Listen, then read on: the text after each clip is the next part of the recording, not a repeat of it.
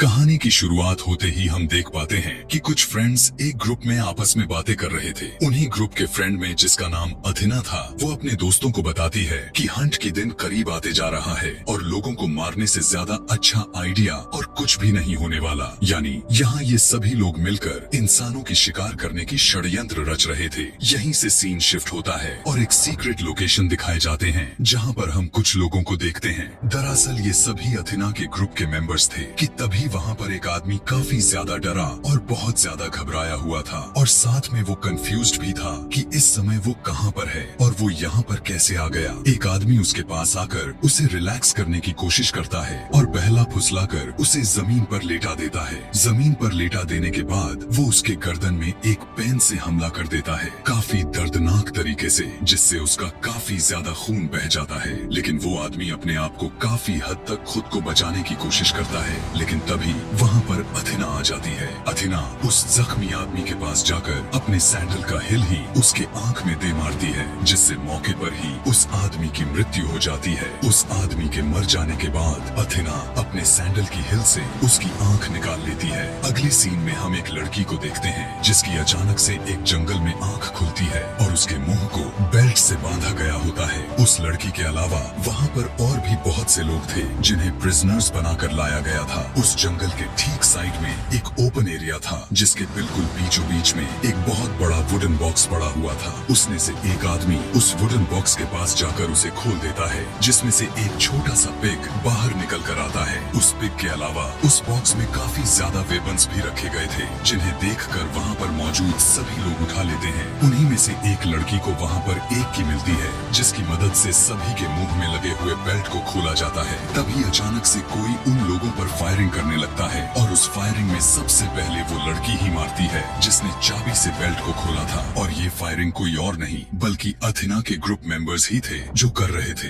उनमें से एक आदमी नोटिस करता है कि ये फायरिंग काफी दूर से की जा रही है। एक लेडी वहाँ से अपनी जान बचाकर भागने की कोशिश करती है, लेकिन वो एक डिच में गिर जाती है। एक आदमी उस लेडी की हेल्प करने के लिए जाता है, लेकिन वो देखता है कि वो लेडी स्पाइक्स पर गिर गया है। वो उस लेडी को बाहर निकालता है और साथ में दोनों जंगल की तरफ भागने लगते हैं। लेकिन तभी उस आदमी का पैर एक लैंडमाइन पर पड़ जाती है और जोर से धमाका के साथ उस आदमी के शरीर के चीथड़े हो जाते हैं। लेकिन वो लेडी दोबारा से जाकर उसी डिच में गिर जाती है। तभी एक दूसरा आदमी उस लेडी की मदद करने के लिए वहाँ पर आ जाता है, लेकिन उस लेडी की हालत काफी ज्यादा खराब हो चुकी होती है क्योंकि उसकी बॉडी के नीचे वाला पार्ट ब्लास्ट में उड़ चुका था। वो लेडी उस आदमी से उसके गन को स्नैच करती है और खुद को शूट करके खत्म कर लेती है। फिर वो आदमी उसी जंगल की तरफ भागने लगता है।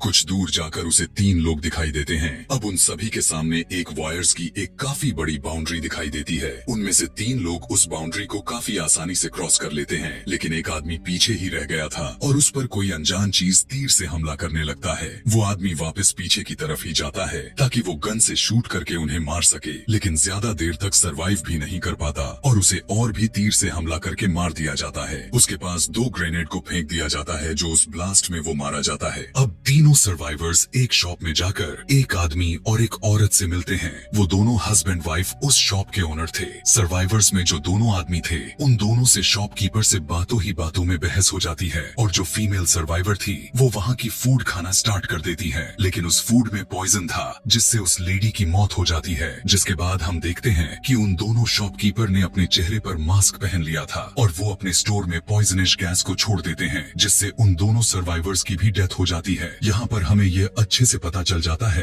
कि ये दोनों शॉपकीपर अथिना के ही मेंबर्स थे। जिसके बाद वो अपने स्टोर को क्लीन करने लगते हैं और उन सभी डेड बॉडीज को कहीं पर छुपा देते हैं। वहाँ की सफाई इस तरीके से करते हैं कि जैसा कि वहाँ पर कुछ हुआ ही नहीं है और अब वो अपने शिकार के लिए तैयार होते हैं कि तभी वहाँ पर क्रिस्टल नाम की लड़की आती है और ये लड़की इस कहानी की मेन किरदार निभाने वाली है। क्रिस्टल उनसे पूछती है कि वो कहाँ पर है और वो उस शॉप से एक सिगरेट भी खरीदती है, लेकिन जब कुछ पैसों के चेंज मिलता है तब उसे उन दोनों शॉपकीपर पर थोड़ा थोड़ा डाउट होने लग जाता है। इसीलिए बिना कुछ सोचे समझे गन से उन दोनों को मौत की नींद सुला देती है। बाहर आकर क्रिस्टल एक ट्रक का नंबर प्लेट हटाती है। उसके पीछे एक दूसरा नंबर प्लेट था जिसे उसे यकीन हो गया था कि जो उसे लोकेशन बताए गए थे वो गलत है, मतलब वो किसी और जगह पर है और उसे कुछ भी नहीं पता कि वो लोकेशन आखिर कहाँ पर है। उसे उस ट्रक में कुछ वायर्स भी दिखाई देते हैं जो कि एक बॉम्ब से कनेक्टेड होते हैं कि तभी वहाँ पर गैरी नाम का आदमी आता है है और क्रिस्टल उसे कहती है कि वो ट्रक ब्लास्ट हो सकता है, लेकिन दोनों ट्रक को छोड़कर वहाँ से चले जाते हैं। उनके पास से एक ट्रेन गुजरती है और क्रिस्टल जल्दी से उस ट्रेन में चढ़ जाती है और गैरी भी उसी ट्रेन में चढ़ जाता है। उसी ट्रेन में उन्हें कुछ और भी लोग मिलते हैं जो कि रिफ्यूजेज थे।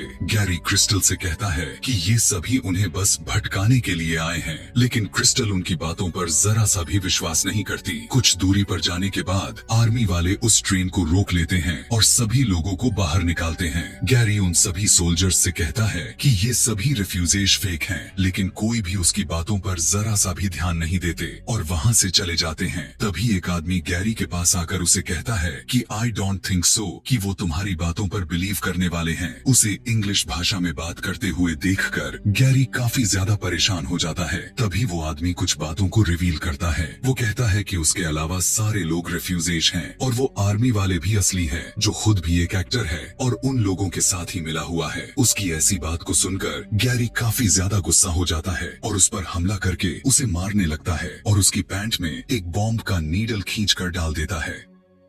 वो आदमी बॉम्ब को निकालने की कोशिश करता है, लेकिन समय से पहले ही फट जाता है, जिसके साथ उसकी काफी दर्दनाक मौत होती है। जिसके बाद वे सोल्जर क्रिस्टल को एक कैंप में ले जाते हैं। वहीं पर क्रिस्टल एक आदमी से मिलती है जो कि एक प्रिजनर होता है और वो किसी तरह वहाँ से भाग गया था। वहाँ पर एक आदमी आता है और उन दोनों को अपने साथ ले जाता है। वो आदमी उन हंटर्स यानी उन किडनैपर्स के बारे में अच्छी अच्छी बातें करने लग जाता है, जिससे क्रिस्टल को उस पर डाउट होता है और वो उसे गाड़ी से बाहर फेंक देती है और वो उस आदमी पर उसी का गाड़ी चढ़ाकर उसे कुचलकर मार देती है। उसे मरा हुआ देखकर क्रिस्टल के साथ वाला आदमी गुस्से में आकर क्रिस्टल से कहता है कि ये आदमी ही उनका आखिरी जरिया था जो इन्हें यहाँ से बाहर ले जा सकता था। लेकिन जब वो उस गाड़ी की डिक्की को खोलते हैं तब उन्हें वहाँ पर गैरी की डेड बॉडी मिलती है, जिससे वो समझ जाते हैं कि उन्होंने बहुत अच्छा किया उस आदमी को मारकर, वरना आगे जाकर वो इन दोनों को भी मार डालता। अब वो आदमी क्रिस्टल को बताता है कि जितने भी प्रिजनर्स को यहाँ पर लाया गया था वो सभी के सभी मारे जा चुके हैं, बस यही दोनों जो हैं जो अभी तक बचे हुए हैं। क्रिस्टल उस आदमी से कहती है कि जिसने भी उसे यहाँ पर फंसाया है वो सभी को मार डालेगी और अपने वर्ड को प्रूव करने के लिए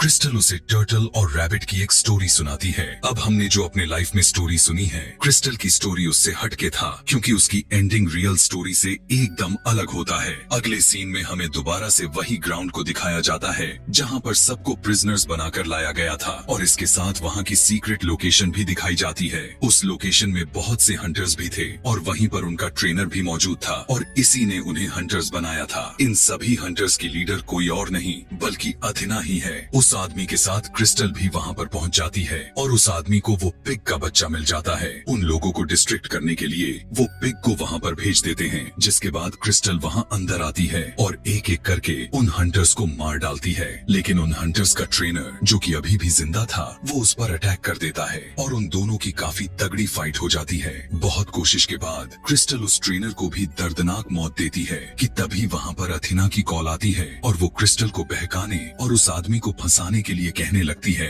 कि उसने अभी तक क्रिस्टल को मारा है या नहीं। इस बात को सुनकर क्रिस्टल को उस आदमी पर भी डाउट होने लगता है, इसीलिए क्रिस्टल बिना कुछ सोचे समझे उस आदमी को भी मार देती है। वो यह तक नहीं सोचती कि आखिर अथिना झूठ बोल रही है या सच। जिसके बाद क्रिस्टल उस ट्रेनर के पास जाती है जो कि अभी वो जिंदा थी और काफी इंजर्ड हो चुका था। वो उससे अथिना की लोकेशन पूछती है और अथिना की लोकेशन ले लेने के बाद वो उसे भी मार देती है। अब यह कहानी यहाँ से सीधा 1 साल पीछे जाती है जहाँ पर हमें आगे हो रहे कांड के बारे में पता चलने वाला है कि आखिर ये सभी हंटर्स क्यों बने और इतने सारे खून क्यों हुआ।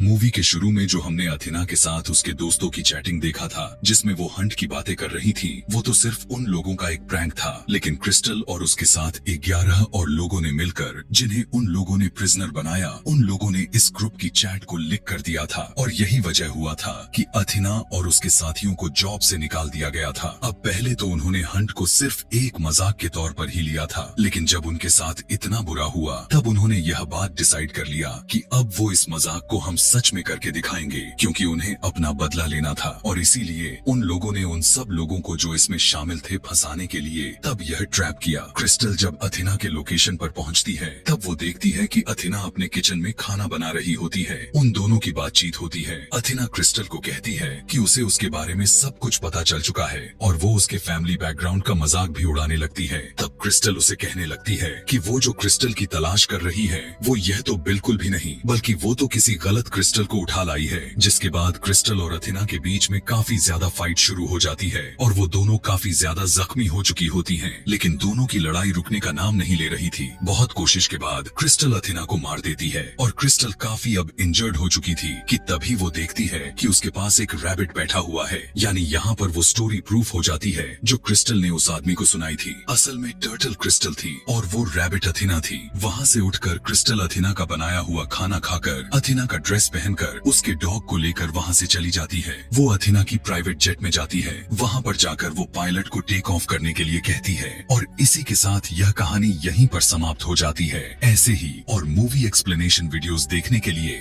वीडियो को लाइक और कमेंट में नेक्स्ट लिखना ना भूलें। Thanks for watching.